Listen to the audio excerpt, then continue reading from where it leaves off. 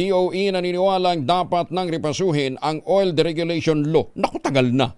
Yan po ibabalita sa atin ni Giselle Tecoport, RH15. Giselle, good morning. Good morning, Kuyang Angel. Mismong si Energy OIC Sharon Garinang naniniwala na napapanahon ng repasuhin ang Oil Deregulation Law sa gitna ng pagsipa ng presyo ng mga produktong petrolyo. Ayon kay Garin, dapat ang muling bisitahin ng batas upang mas mabigyan daw ng proteksyon ng mga Pilipino sa panahon ng emergency o kung may krisis sa fuel price supply. Sa ilalim kasi ng Oil Deregulation Law, sinabi ng Energy OIC na ibinibigay na ng gobyerno sa mga pribadong kumpanya ang poder sa presyuhan.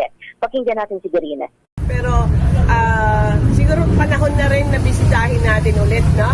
To look at the Oil Deregulation Law, kung ano ba ang, kasi matagal na yan ano ba yung ibang paraan pa para more protection for our people in times like emergencies like this, kung may crisis tayo on the oil price or even on the supply, medyo hindi siya flexible kasi binigay, ang oil deregulation kasi ibig sabihin ng binigay natin sa private yung poder, no?